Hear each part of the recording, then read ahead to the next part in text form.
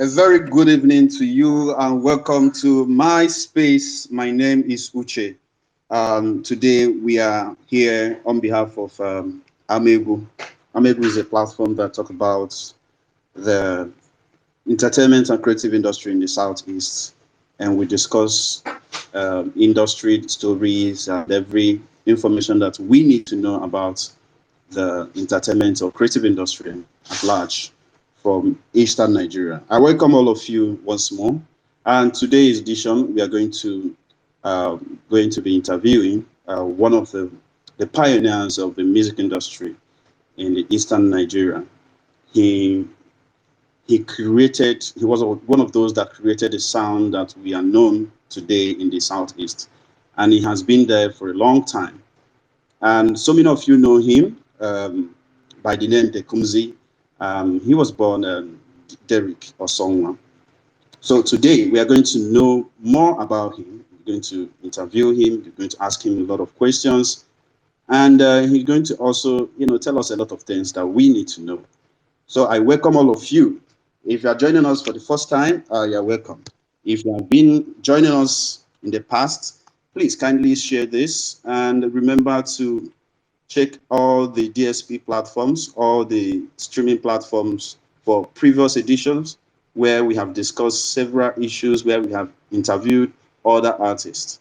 You can check by going to Amaegwu, page, and of course, check out all the contents that we have uploaded right there. So, welcome again. So, we are going to be looking at straight. We're going to be looking at what we have today, and that is the Nukumon that we have in the building, and that is Dekumzy.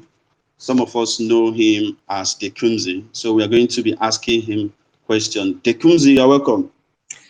Okay, This is Amaegwu, where we discuss entertainment industry, entertainment. We discuss creative industry. We discuss everything creative industry, especially from the perspective of the Eastern region and where you majored, where you actually started from.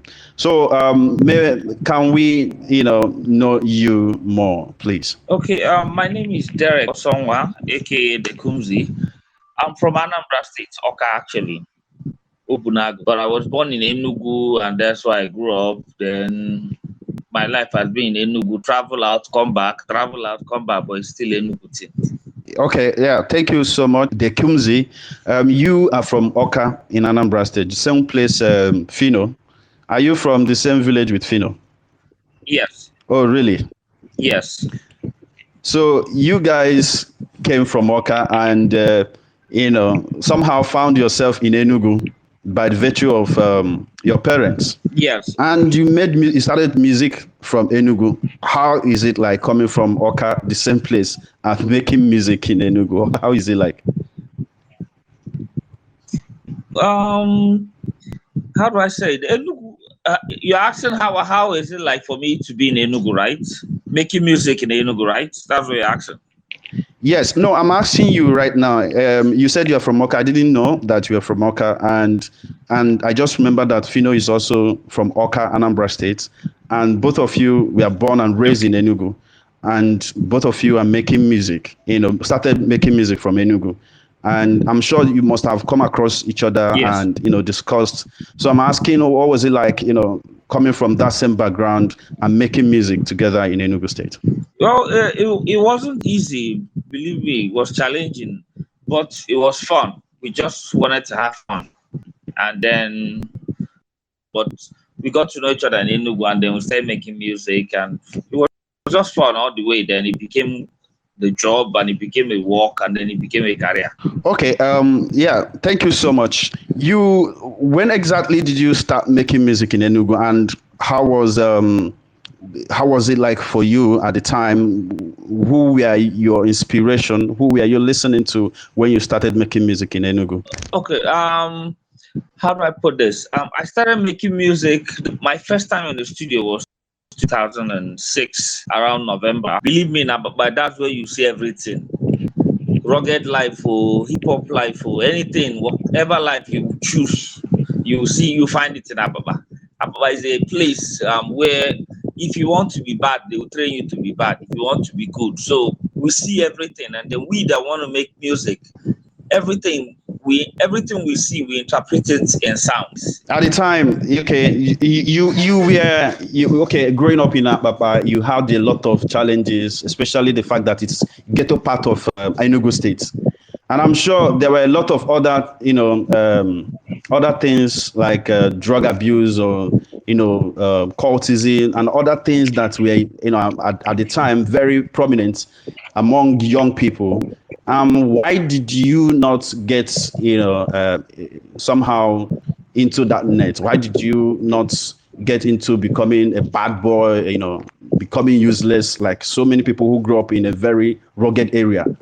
How did you navigate through that muddy water to be able to come up out of that kind of environment?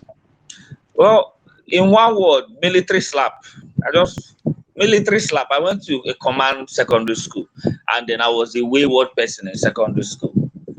I used to bully people and all that. And then the day the military men decided to show me small rehearsal, that slap. So it resets your brain. It reset me. I can understand that. Wow, Apapa must be a very crazy environment. Trust me, in a very, very crazy place. And now you guys were able to navigate around this, muddy water and became the pioneer of the music industry in Enugu at the time, alongside with several other persons like Mekoyo. Who are those you actually worked with, to create that enabling environment for many artists to thrive? Okay, I worked with Negaro, Flavor, TJ Elebuku, Desperate Chick, Stormbreak, Slow Dog, and a whole lot of them. I'm trying to remember everybody, but we were like brackets, and we were so many in the studio then. Even Ransom, and some of them that didn't make it big, but we had so many people around us then, and we were all working together trying to make something great. Some never made it to the big screen, but yeah, some did make it. But we had a lot of people around us. Yeah, I can tell because looking at the, reading about the story or the history of a music industry in Enugu State, there are a lot of names that you wouldn't even believe that were particularly involved. At the time, what were really the challenge? What are the challenges? Making music or trying to become an artist in Enugu at the time. You worked with Flavor, you worked with Brackets. What was the challenge like trying to build some of these artists as a producer and as, of course, recording artist? Yeah, the only challenge we had was trying to be better than the best. We had this problem one time where someone will sing a song and another artist will come into the studio and listen to your song and then revoice your own song, do it in his own way, and you sit down the other side and be like, "Oh, my song is whack," and you go down and rewrite your song to come and revoice. So we just wanted to be better. That was the only challenge. Okay. Yes. Apart from that, you didn't have challenge of funding. You didn't have funding issue. You didn't have distribution issue. Was it really that smooth? The thing was, most of us were not even thinking about the money in the first place. So it was just making music, and most times when we put it out there, and we had a platform that was helping us. That was Cosmo FM. Okay, Cosmo FM. Yes, Cosmo FM was virtually doing a lot of things free for us. So it was helping us. Wow. Something. So there was no payola then? Nah, we were not spending nothing. They were just good music and they will play your song. They will play your song. Interesting. So tell us more about the relationship with Cosmo, because a lot of young people that grew up in the Southeast can relate with this. How Cosmo really impacted in their lives, especially pop culture in terms of playing new music every time, talking about music artists. All the artists that are from Southeast actually, a lot of people knew them from Cosmo. Tell us about you guys' relationship, not just you and your team. I'm sure you didn't work alone. How did you guys establish that relationship? Okay, when Cosmo started, it was a new station, and it was around that time because I think it was the governor that built it. They were actually out to helping people. Then luckily for me, one of the songs that came out first there was Chiwike, and it was like Onyocha na Sibo. So they loved the song and they just kept playing it. And the question was who produced the song, and it was Dekumzy. So they kept inviting me. So we now kept meeting. So basically, anytime I produce anybody, and once the person gets there and say, it's from Dekumzy, they won't even ask question. They'll just take the song out. Wow. No money was exchanged, just like what we have today. No money was exchanged. It was people give freely. They want to give, they'll just give them money or go and buy a drink or something. But it wasn't like you pay before we play or something. Nah, it wasn't like that.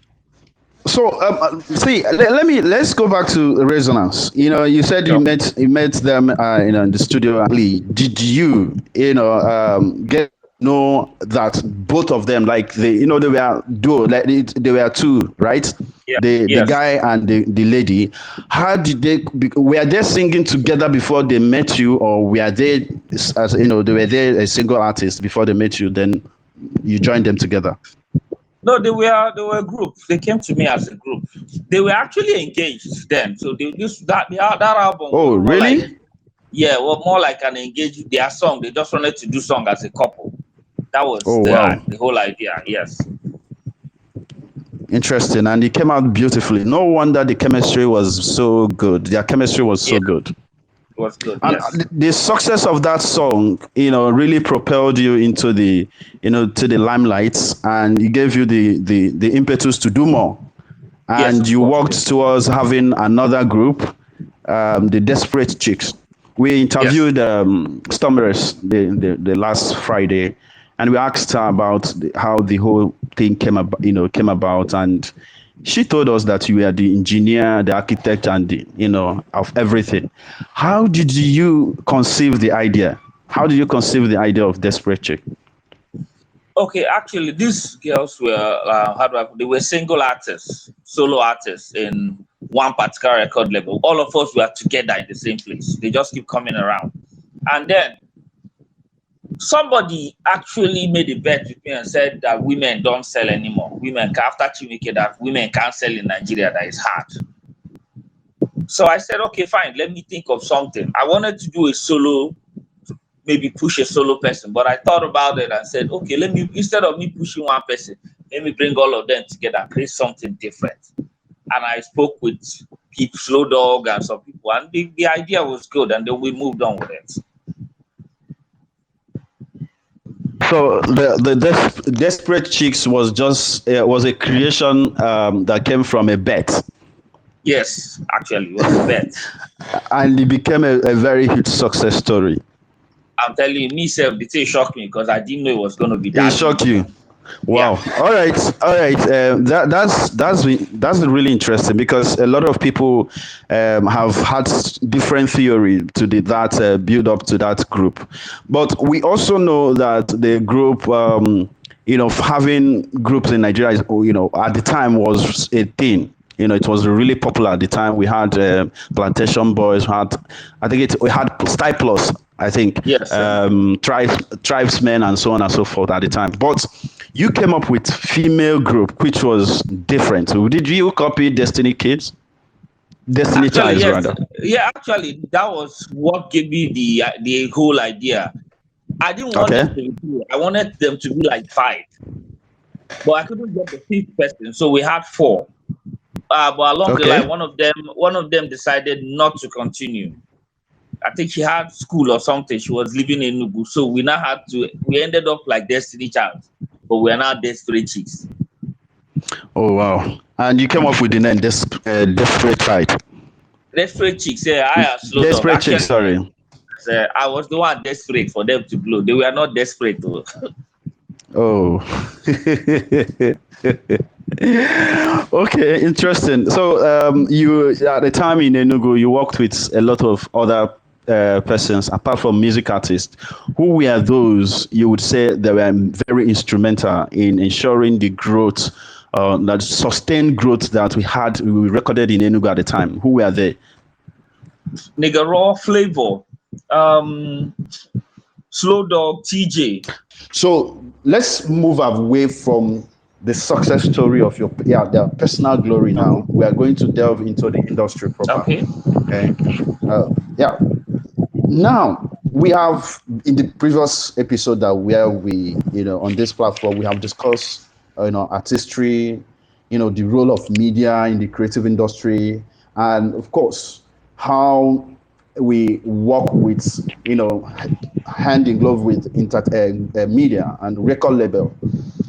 How did it work for you working with distributors, working with entertainment, stakeholders at the time, those who were involved in the making of music videos at the time? The entire album. He never had the video. Who Get That Thing had a video and it was pushed more from the Alaba mix, but not on TV stations because it wasn't the big budget movie. But we did it for, how do I put it, the mixtapes in Alaba and all those things for market purpose. And then Sound City was Nigeria was there, and Sound City and all these people were still coming in new. So going to Lagos to meet them was a different ball game altogether. It's not like in Enugu. In Enugu, it was easier, but we didn't have a TV station. But in Lagos, you don't go there to go and speak Igbo or English. You must drop money, and we didn't have that. So we focused on ourselves in Southeast. Interesting. We have the Southeast number one hype man, Cassie, the class man on the stage. Cassie, the class man, what's up?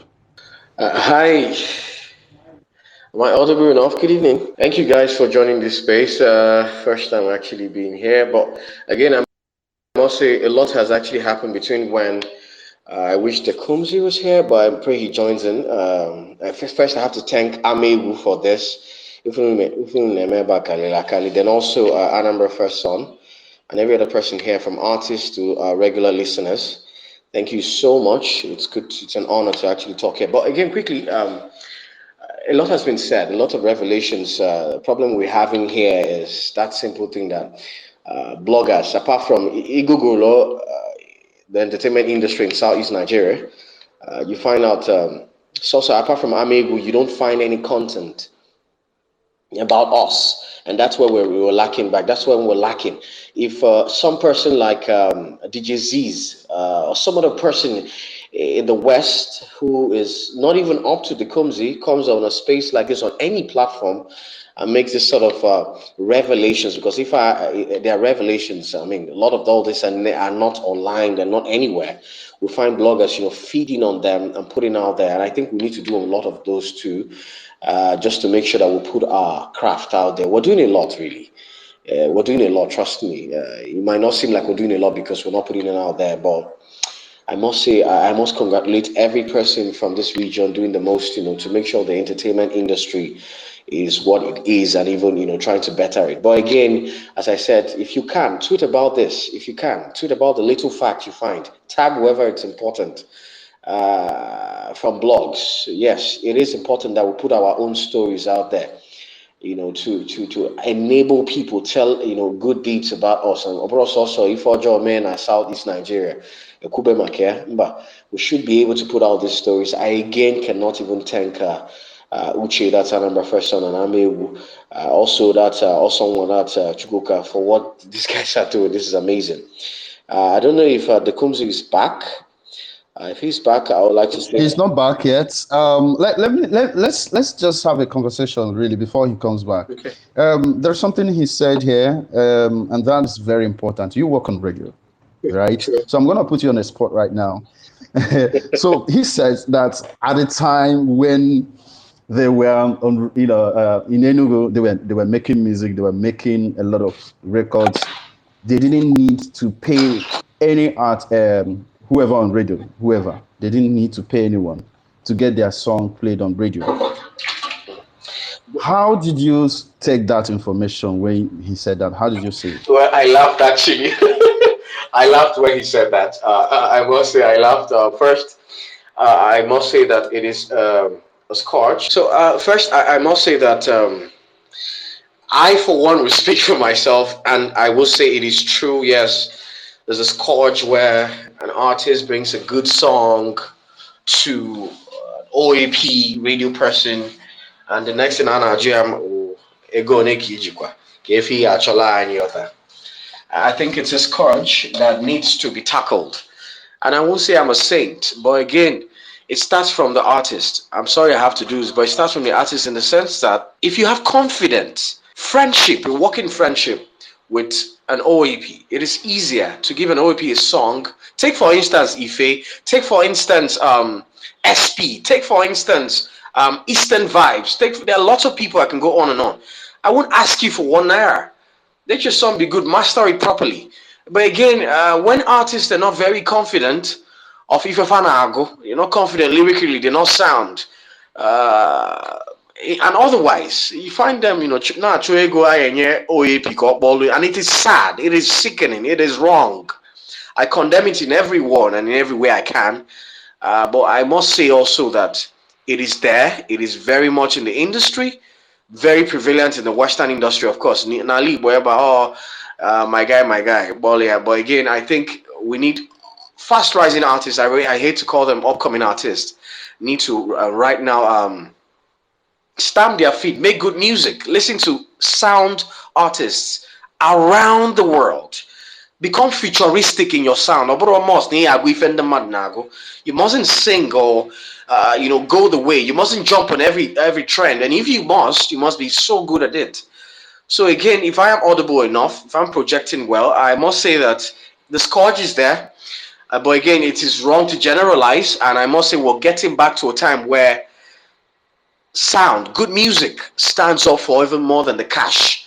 And I believe, I hope that artists gets to hear this, on the long run and understand that your sound should be the first thing you work on, other than looking for budget for a radio station or radio tour. I'm not saying don't go to radio stations, don't get it wrongly. Exactly. Yeah, classy. You pointed it out. Of course, admitting the scourge existence is one of the steps we have to take in making sure you are just one out of many. I know your stand in this. I know your position in this. So I know where you are in this. I know how much effort you have put in, helping some of the up and coming artists, or you prefer to call them fast rising artists, Yes. from the southeast. And from listening to what Dekumzy said, I hope he returns back. I can see him in the audience. I hope he returns so that we can have this complete conversation. Now, listening to what he said, it's very evident, it's very clear how they were able to break even at a time because they had nothing. He practically had nothing. He said he spent just 100,000 to make a whole full album of a triple group. There were three, right? And he was able to spend only 100,000 naira for everything. And at the time, they had a system that supports their craft, a system that believes in their craft, a system that doesn't demand any amount of money, demand any money from them, provided it is coming from him. That is, provided the song is good, because they believe that he was good enough, at the time. That was why they were accepting his sound, accepting any song that was coming from him. How have we, the current generation or current people who the in quote the gatekeepers of the industry, how have we been able to emulate or replicate something of that nature? And why is it not even in existence in the first place? Because there was a time in Enugu entertainment industry, let's get it straight. There was a time we had a semblance of entertainment industry, especially music. It was very active, very, very, very active and very huge at the time. Let's move straight to Chuka. Chuka, you were in Enugu at the time when Dekumzy was quite popular, was making music. What would you say that from your own end was actually the contribution at the time? What would you say, the contribution of the likes of Dekumzy and the other persons that made the industry thick at the time? Okay, good evening, guys. It's always a pleasure to be here, and I'm happy to be back. Sorry I couldn't join earlier. Can you hear me, Uche? Loud and clear. All right. Dekumzy, Yeah, my boss. guy. Boss, I agree to. It's so good to see you here. I haven't heard of you or heard from you or seen you in years, like over a decade now. And last week we were talking about something that has to do with your works, and you came into the picture, and your name kept coming up and kept coming up, and it became clear that Mole Kuerika, and there's something we have missed since we were talking about Dekumzy, even from last week till now, and I want to highlight that. There's a song that I think is the biggest song from the East over the last 20 years. It was produced by Dekumzy, and we didn't mention it at all. I know we mentioned the artist, but I would like to mention it because it's a bragging right. I think it's something that Dekumzy himself should also brag about when he talks about what he's done.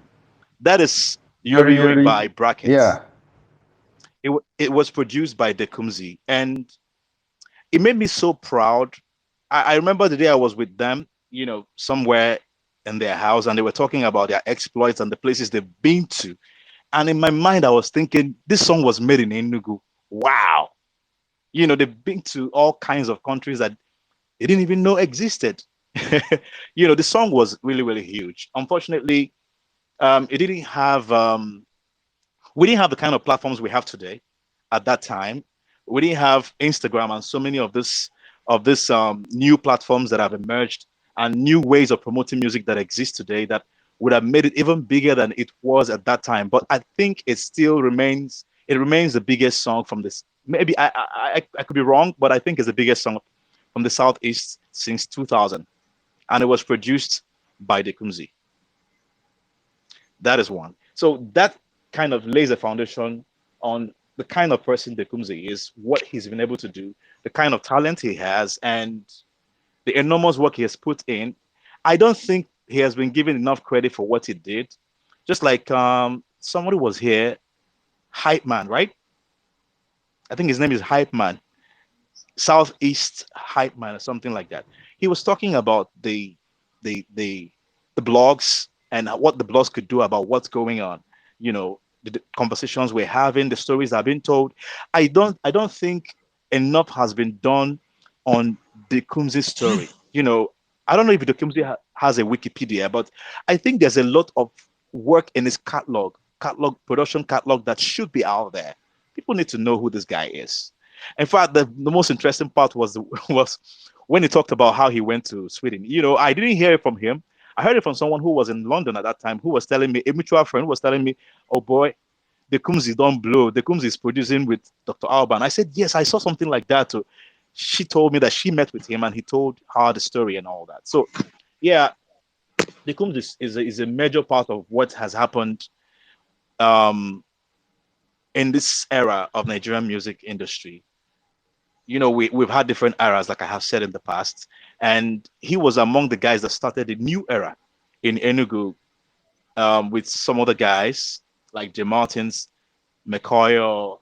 I can't remember all the names, but there was a guy, I mentioned his name the other day. He's late now.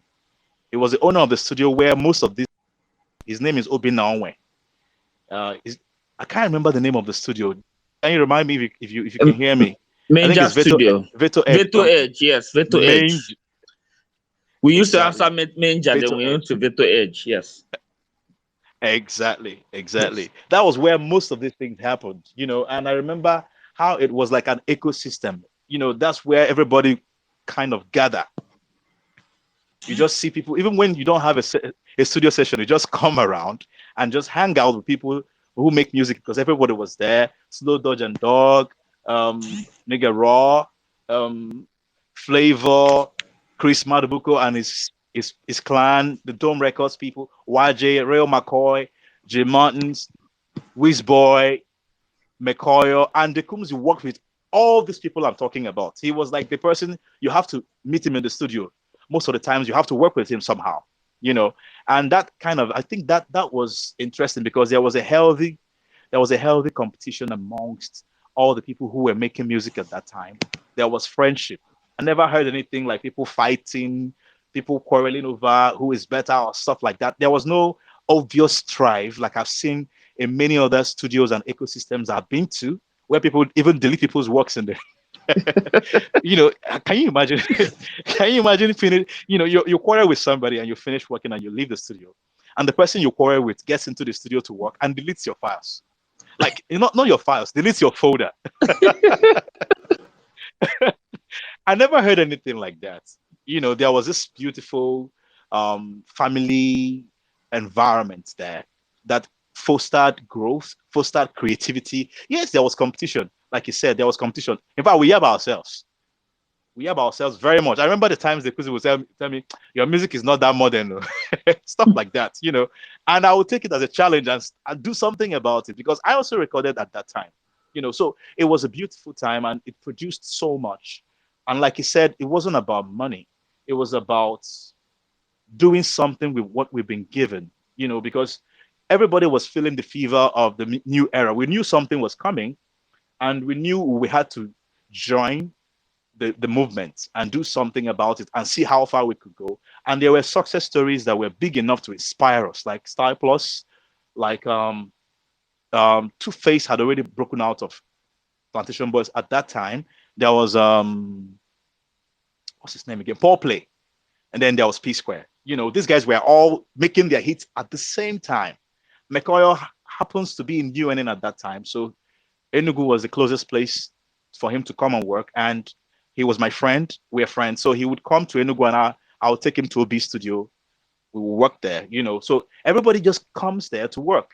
And it was like that for some time. I can't remember when this ended, but it lasted for quite some time, at least 5 years, you know.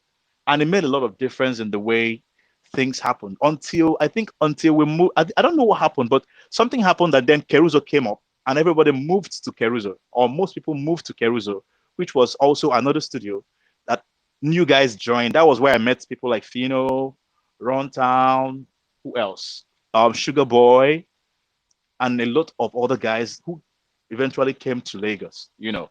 So it's been an amazing journey, and it's a story that needs to be told with clarity and with details, even by the artists who have been through this, because they are part of the story. And there is nobody better to tell the story than the people who were involved, just like Dekumzy was brought here to do, you know. So credit to Dekumzy for the works he's done, especially the mega hits he made. I hope that some things can come again. I'm happy that you are doing something in the movie industry because we need good talents there as well. But I'm hoping that you can sometimes bring your experience back into what's going on and just throw your flakes around it and just create something or help people create something that can actually bang seriously because this new generation needs guidance from people like you. I don't know if you're in Enugu right now, but Enugu needs people like you right now. Thank you so much, Chuka. Thank you so much for that contribution, Chuka. Dekumzy, you heard all he said. In fact, he literally gave a very great background. So now you know that a lot of people know who you are. All right, no matter how much, you try to hide it away from us. We know you. We know what you are capable of doing, and we know your contribution to the industry. I would like to also hear from someone like Nebooks. Nebooks, are you there? Yeah, I'm here. Yeah, all right. Tell us what you think about the discussion so far on Dekumzy. Oh no, it's been great. First of all, I want to say hi to everyone, and then the Kimsey, person, because he was like the Enugu Dr. Dre. Can you guys hear me? Yes, we can hear you. Go ahead. Yes, we can. Okay. He was basically like the Enugu State Dr. Dre. Back then we were basically growing up, so we didn't have because there are no Instagram, there are no Facebook, where you would go and then see the person I'm talking about. So it was just like that imaginary guy who was making hits. So he was like the Kumzi, then hits and hits was coming up. So it was like for us, as kids, that we're interested in music, he was like, that imaginary giant. Everyone wanted to meet. Of course, we couldn't meet him. We are still kids. So he was actually big. He, I think, in the life of many young people who are into music, my own generation, at least my age mates, he was kind of very important. He kind of made us believe that our own songs actually matter, because then it was more of pop, American hip hop. That was the cool thing. Your own way, and it will still be cool, and you will still kind of love it, and people will be proud of it. And it was I think it was Chinwike that actually changed the whole kind of game. It was got gospel song, but it was as big as a club song, and it was amazing. So I just want to say thank you for what. All right, Dekumzy, I don't know if you are back and you can still hear us. So here is the thing.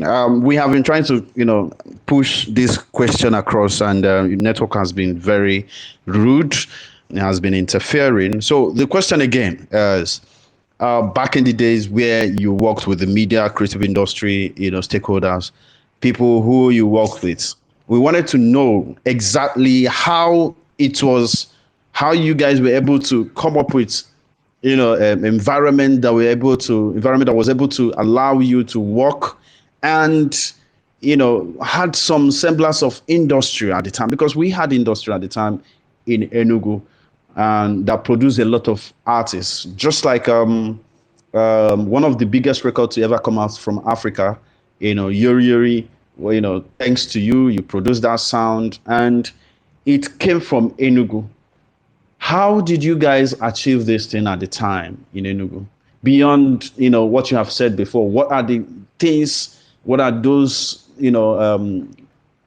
technical, or I should say technical things that you guys did that enabled such environment, that created such environment and gave such blend of, environment, working relationship with other stakeholders that gave us some semblance of industry in the Southeast at the time? Okay, it was more like how do I put it? Competition. Mm. It was more like a competition. We needed to work to get perfection. We record, and everybody's more like it's not just the artists. Everybody around, all the other artists are listening to your song. When you sing the one where they know, like they tell you, bros, try it like this now. So Okay. it was more that friendship we had back then really helped us. We had okay, let's say when I was recording Elewu Kwegbewu for TJ, Slow Dog was there, the Straight Chicks, every one of them was there, and Ransom and one other guy, Emid, even to Dekumzy. And TJ will sing something and they'll tell him, no, this one, no. And people will argue. They go model your own song for you, and then you will have to do it better. Everybody wanted growth. It was more like the family thing. Somebody who is going to the studio, he's bringing everybody around. I beg, I want record, come on. And they all help the person to record. That was how it was for us then. Till things changed and everybody now. The fact Nigeria took over. Let me leave it like that. We want to know what happened though. Give us give us a clue. Well,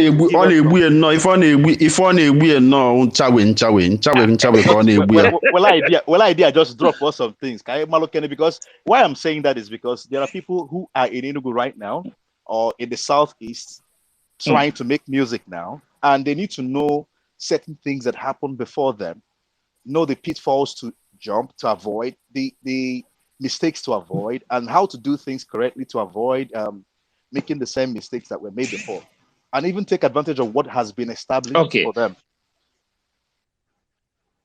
Okay, if I'm going to say that, then I'll start this way. So some months of a year ago, someone asked me, why don't I produce again? Instead, because every Enugu artist now is lazy.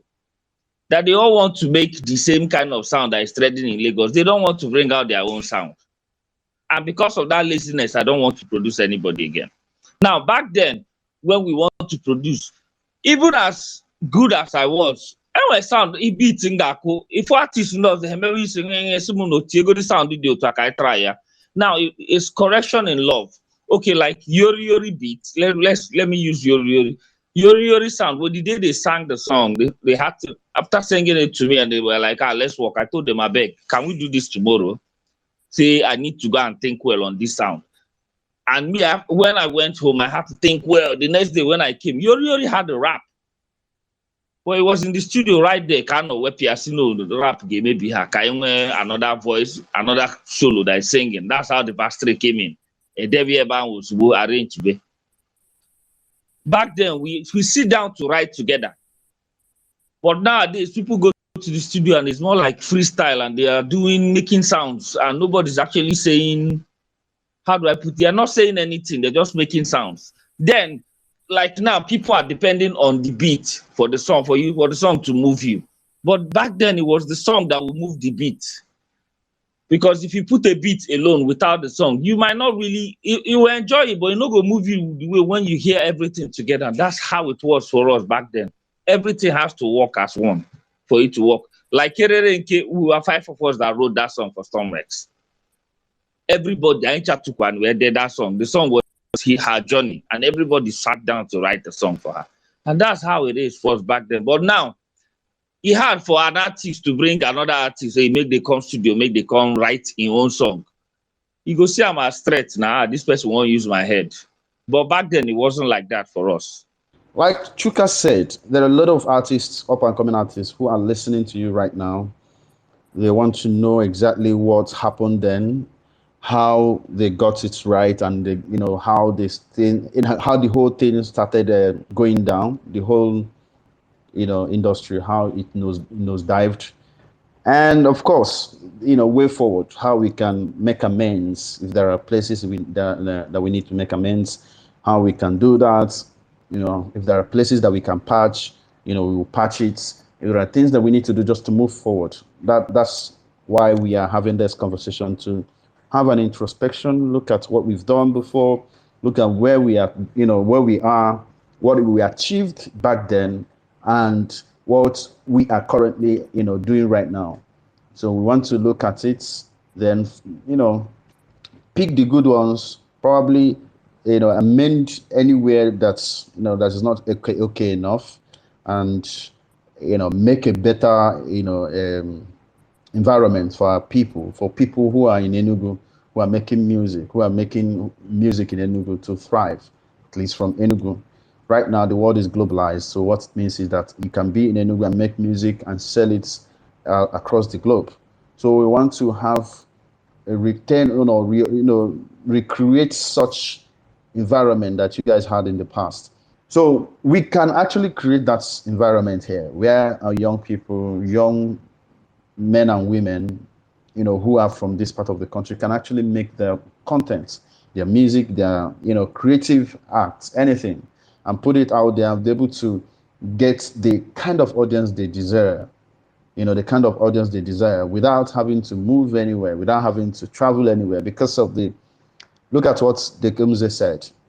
When they moved to Lagos, they met Yagazie. At the time, at the time they were available at the time, because we didn't have any similar platform here in the Southeast. They had to pay so much money. They were asked to pay so much money, and for that reason, they couldn't stay. So they came back. Now, here we are discussing how we can retain such type of talent, how we can have such type of environment that we're able to retain such talent, in the Southeast, so that they wouldn't be going. If you listen to most of these artists, especially fast rising artists, you will know that they go through a lot, and there is barrage of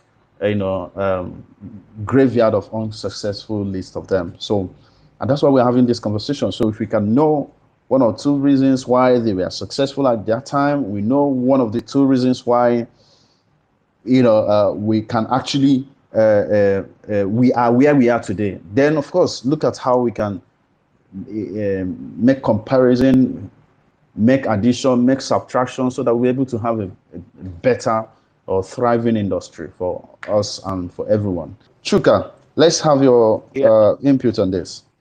I just want to drop something.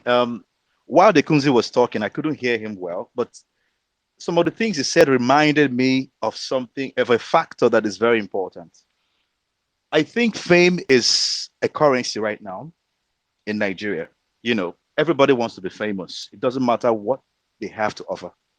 The most important thing is that they want to be famous. So if it means to go and whatever you have to do, even if it's something against your values, even if it's something your parents will be proud of, you do it just to get that fame. If you have to betray somebody, whatever you have to do.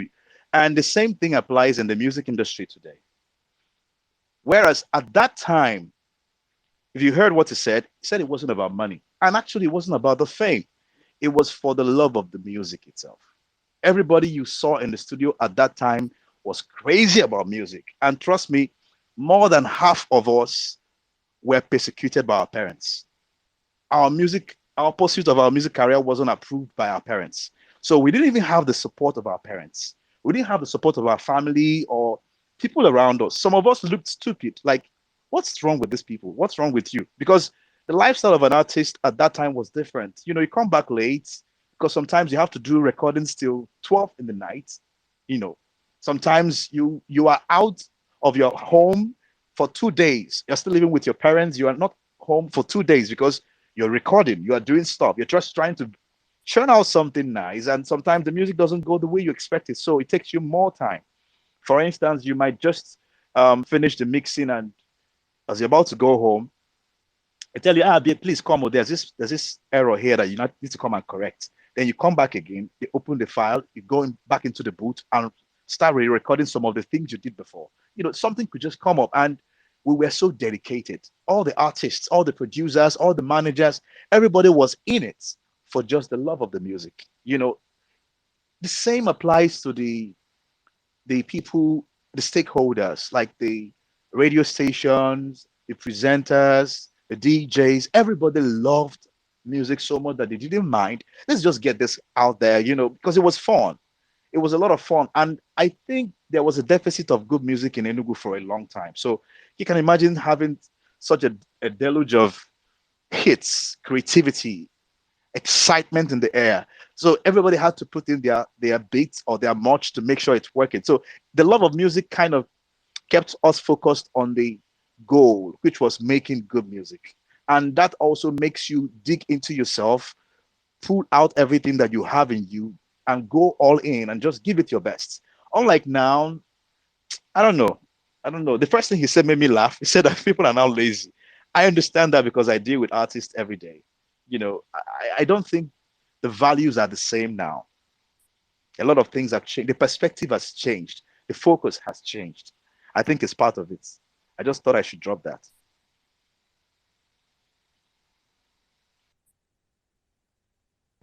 Thank you. Thank you so much. So we have someone very interesting on stage, and he's an artist. Um, I don't know, like he dropped an album, I think last year, so called in CBD. And if you listen to that album, you know that he's an embodiment of talent. He has been delivering on conscious music, especially about the roots culture of our people. His name is Elevector. Elevector, you're welcome. All right, thank you. Please, can you all hear me? Yes, I can hear you. All right, okay. Good evening, y'all. It's quite interesting. I entered this space because I saw Dekumzy, and I really want to first of all shout out to Dekumzy because you know whether we like it or not, everything that happened in the past created a path for what is happening right now. But I just want to in as much like last week I was saying something about how everything was done, because of the love for music. Quite that was true as well. Like, I really agree because back then nobody actually knew the value. Like if you think about it, most artists of those era till today signed away their masters without even realizing they were signing away their masters because they were lost in the frenzies or enjoying good music and enjoying being popular as well. I just came back from Enugu yesterday, and I know what it feels like to be a popping artist in Enugu. It doesn't even have anything to do with the recent revolution whereby you can make music anywhere and the whole world can hear you. Like whether we like it or not, in the past, if you're popular in Enugu, it somehow equates to being popular in Lagos because Enugu is, quite a city that, you can get the love you have in Enugu, you will not even want to know that a place like Lagos exists, except maybe you are really very ambitious. So those days we weren't just making it for the love; we were actually making music, uh, you know, out of ignorance, like what this art is. Because you believe me, like in Nigeria, intellectual property is not really valued so much. Like, you know, people pay somebody 2,000 naira to help them write an exam. Like that's how much somebody buys intellectual property. Like I'm just saying on the very Jankara market. So, so in essence, I'm saying like a lot has changed from that time till now.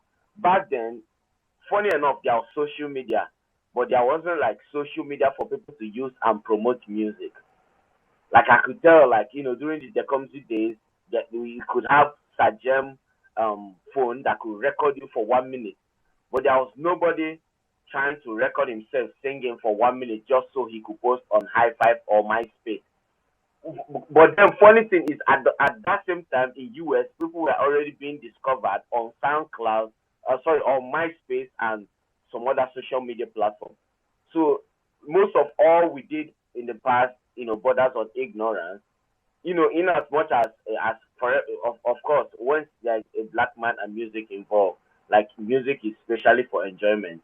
But what I just want to point out is that everything that we did back in the day, like if you meet anybody that used to be back in the day, the first thing they will tell you right now is consciousness, awareness of what they were doing. Nobody really understood the art. So basically we were doing it for enjoyment and to be famous, but we weren't really doing it for the business purpose, as reason why most of the people who were, great back then could not even track their money or track their record. Some of them, like all, they have their song on digital platform, it's getting played every day, but they don't even know who uploaded it and how the money is being gone and all that, So I'm just adding to what, the last speaker said, just to put my own input anyway. Please. All right, thank you so much, L. Victor, for that input. And looking at, I don't know if you witnessed the era at the time when they had this selfless era where people were just making music for the most parts because of the love they have for the music, for the culture, and not just the money, and don't even have the idea of how the system works or how to monetize their talents or their property. Yes, the last week when we interviewed Stormrex, when we asked her about about her music, how she's supposed to have the compilation of everything, the way she sounded shows that she didn't even know about, at the time. Of course, she admitted that she was still ignorant of how intellectual property works, and she lost her YouTube account, the main YouTube account, to someone else. I don't know who she lost it to, but that's just it shows how much they paid less attention to some of these important issues. And we've actually discussed this here, the importance of we brought someone who is quite well equipped with the knowledge of copyrights, and we discussed it exhaustively. We weren't able to exhaust everything, but we dig deep into that. We talked about certain issues, and you could check it out. It is out there on Amaegwu platforms, on all digital platforms. On if you check it on podcasts, on TuneIn, if you check it on Spotify, AudioMac, anywhere, just Google it. If you just Google Amaegwu, you see a lot of them. So what it means is that we are trying to bring about this knowledge to the general public, especially people in the creative industry, the prospective entertainers, people who want to delve into the industry with little or no idea of how it works. So we want to use this platform. Of course, that's what this platform is doing, to bring people who have experienced this, who have been in the business, to share their stories and their experience. With that, you will learn from them, not learning from your mistake. So with that, be able to have some semblance of progress towards building the creative industry. The industry is not built on anything artificial. It's built on people. People make the industry. So if we come together, if we are intentional about some of our actions, then we're able to come up with something very tangible. Yeah, there could be a lot of serious lacuna in terms of leadership, in terms of infrastructure, therein. But like I said earlier, we are now in a global world where it does not necessarily matter where you are, provided your content is beautiful. Um, you'll be able to conquer the world, and that's what matters, right? So if you make a good music right here in Nigeria, right here in Enugu, right here in Southeast, you will be able to, go beyond borders, and that's what matters. So we are looking at having an environment that will be, enabling enough that will be able to put certain things in place for all of us, so that we're able to maximize the environment. So Chuka, you're raising your hand. Yeah, I would like to react. Okay, not react. I would like to respond to what he said. It is true that at that time, in as much as people were doing this for the love of it, there was ignorance. Yes, a lot of people didn't have good knowledge of how this works, and I don't think that has changed. Based on what I hear every day about people's stories, what happens with artists and record labels, artists with different kind of arrangements that they have, it hasn't really changed a lot. But the difference is that at that time, music had a different model. All right. I think I said it about a few weeks ago. At that time, it was about the marketers. It wasn't about the digital platforms, because at that time, digital platforms were not popular. It wasn't even a thing in Nigeria. People weren't putting their music in iTunes as at 2003, 4 in Nigeria. It wasn't common. People weren't even thinking about that. iTunes was even new. The popular one was Napster at that time. So what people were using to sell their music was just marketers, and then make money from a few gigs here and there, appearances in clubs. But the promotion was basically radio. If you have a video, then probably you can find your way to Lagos and put it on TV, but it was radio. So the fact that it was the marketers, when an artist goes into the studio to record a song, his aim is to get a single out, get it to the radio, get it promoted, and from that, he works on an album. When he's done with his album, he goes to Onitsha or to Alaba to find a marketer who will be interested in selling his music. And at that time, mostly they buy your music outrightly, because you don't want to deal with the issues of piracy. We're talking about copyright now because I'm laughing when we talk about it like this, because at that time, even with all your knowledge about copyright, the pirates will pirate your music and you can't do anything about it, because these guys were big. You will release your song. Not everywhere.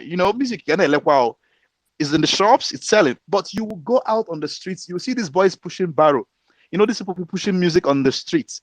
You will see them, you will stop them, pick up the CD they are selling. You find out that it's not your CD. That is another person that bought this CD. You found this guy. So, and you can arrest him, but before you can trace who gave it to him, you go the thing, because Ndinemiya then were big guys. In fact, I heard at that time that, I don't want to call names, but the son of the vice president of Nigeria at that time had a printing company. What I mean by printing is the guys that burn the CDs, the people that duplicate the CDs, because there were companies then who duplicate like maybe 50,000, 100,000 CDs of a particular album. Those guys were powerful. The pirates were powerful. Everybody in the business was powerful, and they were in control. So at that time, people were focused on just getting what is good enough to attract the marketer. They weren't bothered about all these copyright things, because when if you went from it, okay, even if you know about mechanical rights and all that, the only thing that you can actually fight about is when somebody takes your song and remakes it and makes a hit. Then you can probably find your lawyer and go to court about that. But outside that, even if you know what to do, you can't claim anything. Even the organizations that were to fight for you were dead. Koson just came in 2010. I was at the inauguration. Just came in 2010. Before then, there was nothing like that. there was PRS or whatever they call them, and the other bodies, but they couldn't really, they were dead. The whole thing was dead because remember, the industry was just resurrecting. So it was a different era. And the people that the players in the game at that time knew what they were dealing with. So just get what you could. Trust me, if there was Instagram, if there was Twitter as at 2005, 6, most of these artists would have enlightened themselves more, would have gotten more involved in their content. They would do more because they were not illiterates. Most of them went to school. But in a face. I just wanted to stress that. So, and I want to stress another thing, which has said it, but I want to say it again. If you know anybody who is an artist who is not here, please ask the person to go to Amaegwu platforms, on the digital platforms, on SoundCloud, on AudioMark, on Spotify, and on YouTube, and find the content that where they interviewed the guy that was talking about copyrights. That's free information. This is something you pay lawyers for, to educate you. In fact, you're supposed to have a lawyer on retainership to guide you. But this time around, this guy took his time to explain this for more than 1 hour. That's a lot. That's a lot for any artist, and you can't get it anywhere for free. Thank you. Thank you so much, Chuka, for that.